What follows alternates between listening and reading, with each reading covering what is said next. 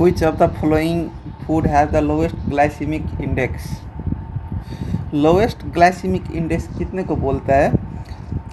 Equal और less than 50 को lowest glycemic index बोलते हैं। और मीडियम ग्लाइसिक इंडेक्स कितने को बोलता है? 56 टू 69 को। और हायर ग्लाइसेमिक इंडेक्स कितने को बोलता है? मोर देन 70, इक्वल और मोर देन 70 को हायर ग्लाइसेमिक इंडेक्स बोलता है। तो लोवेस्ट ग्लाइसेमिक इंडेक्स में क्या आता है? Fruit, most of the fruit and vegetable except potato, watermelon and sweet corn.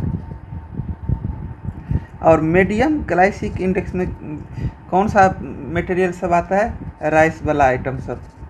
Rice वाला जितना भी आइटम आता है वो मीडियम ग्लाइसेमिक इंडेक्स में पड़ता है। और हाई ग्लाइसेमिक इंडेक्स में क्या क्या पड़ता है? ये जितना एक्सेप्ट वाला था वो एक्सेप्ट वाला आइटम हाई ग्लाइसेमिक इंडेक्स में पड़ता है।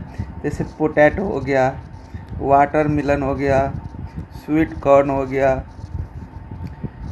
Corn, white rice. इसमें मीडियम ग्लाइसेमिक इंडेक्स में बासमती राइस और ब्राउन राइस, ये सब ग्लाइसेमिक इंडेक्स का एग्जाम्पल है। तो यहाँ पे आंसर क्या हुआ? पपाया क्या है? लो ग्लाइसेमिक इंडेक्स में पड़ता है। तो answer A. Which color bag is used to dispose cotton swab contaminated with blood? यहाँ पे देखिए, यहाँ पे क्या बोला है? contaminated with blood। ब्लड क्या है? ह्यूमन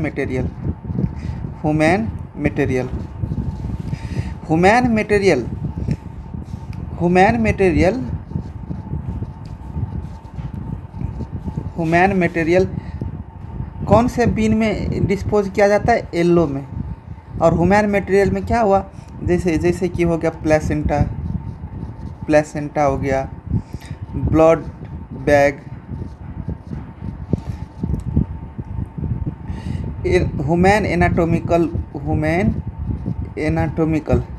एनाटोमिकल वेस्ट प्रोडक्ट, ये किस बीन में डिस्पोज करेंगे? येलो में। रेड बीन में कैसा आइटम सब डिस्पोज करेंगे? रिसाइक्लेबल और ट्यूब वाला आइटम सब, जैसे कैथेटर,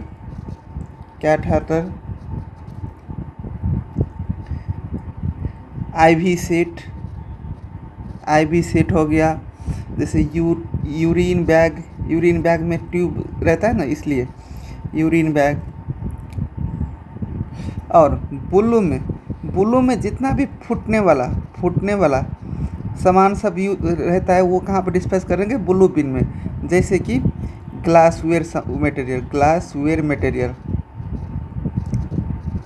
मटेरियल, जैसे कि एम्पुल भाइल।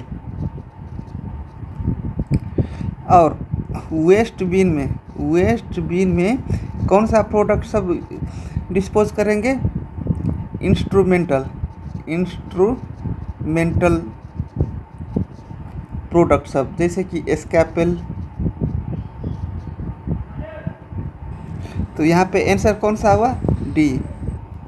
A patient is resistant to the isoniazid, rifampicin, ofloxacin and kanamycin. Which type of resistance is being shown by the patient? Multi drug resistance किसको बोलते हैं? मल्टी ड्रग रेसिस्टेंस में resistant isoniazid and rifampicin, उसको क्या बोलते हैं? Multi drug resistant. और extensively drug resistance किसको बोलते हैं? Extensively drug resistance means any fluoroquinolone and any injectable drug resist हो जाता है, उसको क्या बोलते हैं, एक्सटेंसिवली ड्रग रेसिस्टेंट। तो यहाँ पर देखें ओफ्लोक्सासिन क्या है, फ्लोरोक्विनोन है, और केनामाइसिन क्या है, इंजेक्टेबल ड्रग है। तो ये दोनों रेसिस्टेंट हो गया है, और आइसोनियाजिड और रिफैम्पिसिन ऑलरेडी रेसिस्टेंट है। तो which type resistance is belongs on, तो आंसर क्या हुआ, extensively drug resistant. Colour coded sexual transmitted disease kit use for the female with vaginal discharge and lower abdominal pain. यहाँ पर देखिए ketone किसके लिए यूज़ करता है, यूरेथ्रल डिस्चार्ज के लिए, यूरेथ्रल डिस्चार्ज के लिए। कीट टू किसके लिए करता है, वेजाइनल डिस्चार्ज के लिए, कीट थ्री किसके लिए यूज़ किया जाता है, जेनाइटल अल्सर डिजीज़ के लिए,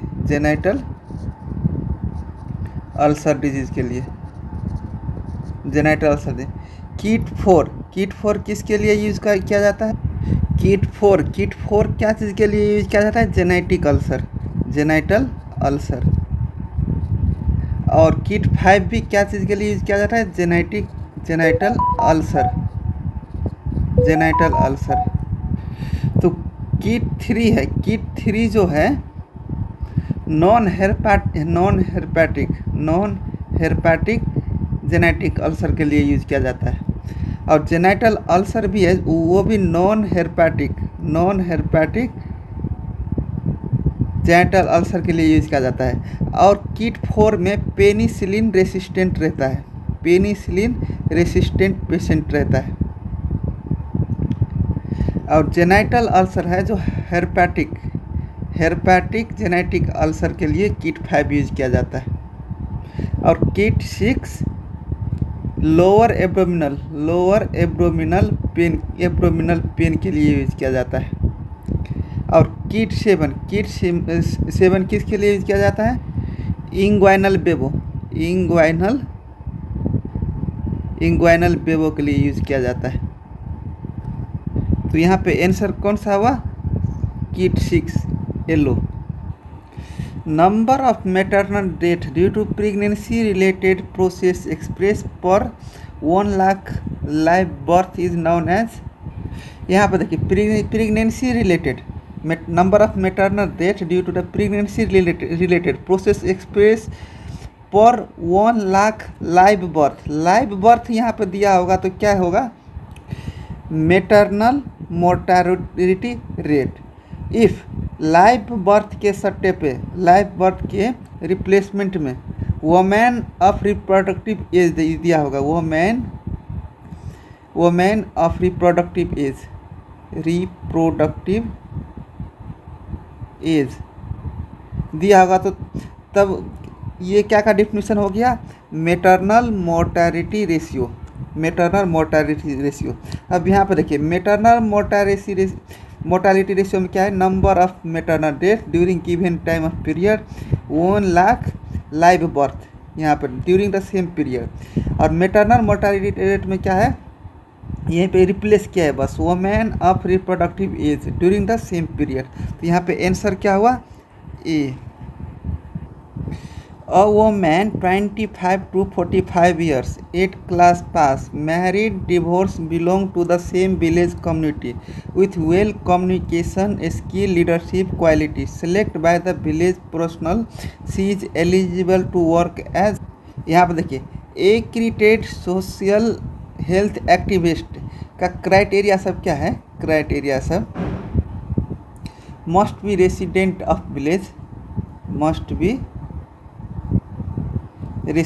ऑफ विलेज, ये विलेज का रहने वाला होना चाहिए। सेकेंड में वुमेन में भी ये मैरिड और डिवोर्स वुमेन होना चाहिए। थर्ड में क्या है, 25 to 45 ईयर्स का होना चाहिए। और फोर्थ में क्या है, education up to 8th class. तो ये सब क्राइटेरिया किस में मैच करता है? एक्रीडेटेड सोशल हेल्थ एक्टिविस्ट में। तो आंसर क्या हुआ? C. As a medical officer of PSC, you want to talk and discuss some health related issue with the antenatal worker mother. How many member will be included in group discussion?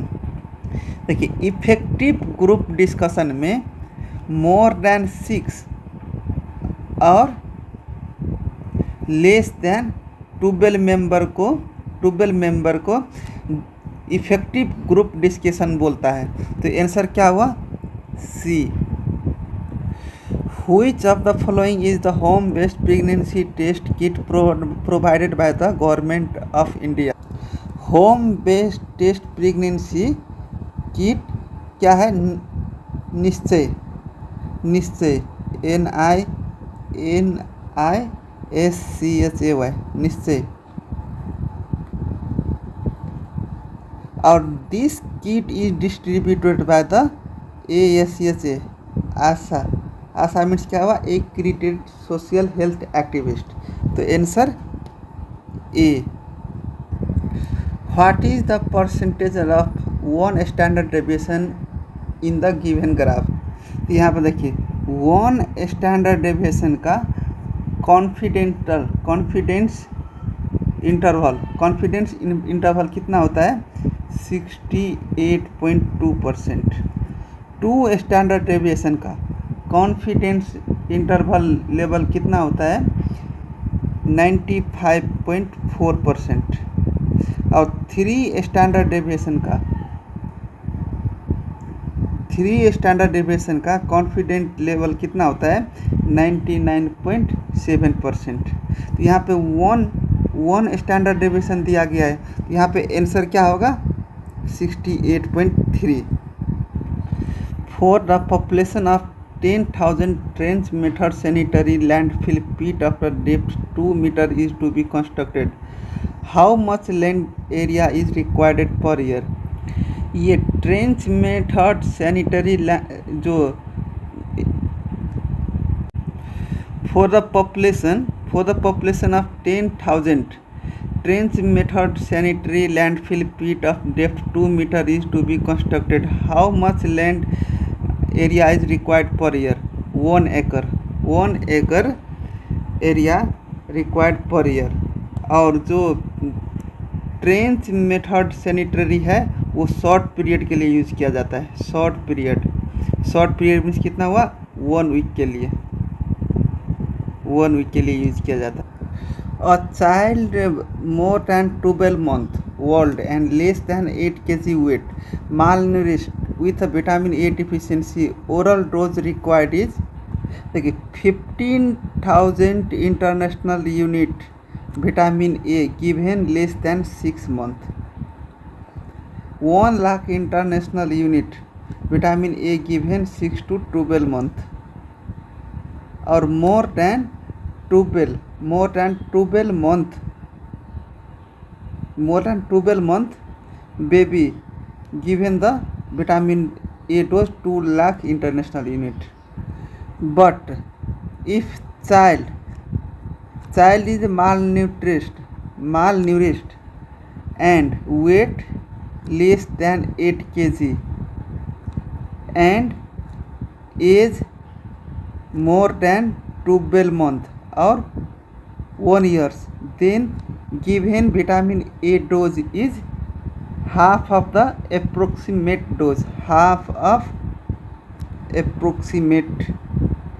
dose। तो देखिए more than 12 month, यहाँ पे more than 12 month बोला है। More than 12 month का कितना dose है? 2 लाख। और 2 लाख के आधा देंगे, half of the approximate dose. तो 2 लाख के आधा देंगे तो कितना हुआ? 1 लाख देंगे। If more than 12 month weight less than 8 kg और मालनूरिश्ड चाइल्ड रहेगा तो उसका डोज कितना होगा? 1 लाख इंटरनेशनल यूनिट। और विटामिन ए डिफिशियंसी का अर्लीस्ट साइन क्या होता है? अर्लीस्ट साइन कंजक्टाइवल जीरोसिस और अर्ली सिम्टम्स क्या होता है विटामिन ए डिफिशियंसी का? Night blindness. In a study, doctor want to be check the incidence of some disease in the worker band manager after sound exposure for 1 year between exposed and non-exposed group. Which study design is used? यहाँ हम देखिए कोहरोट study में क्या होता है? Expose to risk factor और expose to not risk factor, expose to risk factor और expose to not risk factor. और केस कंट्रोल स्टडी में क्या होता है? केस कंट्रोल स्टडी में केस देखता है और केस एंड कंट्रोल, और केस और कंट्रोल में क्या देखता है? रिस्क फैक्टर प्रेजेंट है या रिस्क फैक्टर एब्सेंट है, ये देखता है। तो यहाँ पे देखिए बिटवीन द एक्सपोज और नॉन एक्सपोज ग्रुप को स्टडी कर रहा है। तो आंसर क्या हुआ? ए। To prevent neural tube defect in women with history of the neural tube defect, dose of folic acid to given to women is, यहाँ पे देखिए प्रोफोलाइटिक डोज फोलिक एसिड का कितना है? 0.4 mg और 400 माइक्रोग्राम प्रोफोलाइटिक डोज हुआ। बट थेराप्यूटिक डोज कितना है फोलिक एसिड का? 4 mg है। और थेरापेटिक डोज हम कब देंगे? इफ़ थेरापेटिक डोज का इंडिकेशन सब क्या है? Megaloblastic anaemia. सेकेंड क्या हुआ? Neural tube defect. थर्ड क्या हुआ? Haemolytic anaemia. फोर्थ क्या हुआ? Anti epileptic drug if use कर रहा है तो इसमें थेरापेटिक डोज फोलिक एसिड का देना चाहिए। तो यहाँ पे आंसर कौन सा हुआ? डी।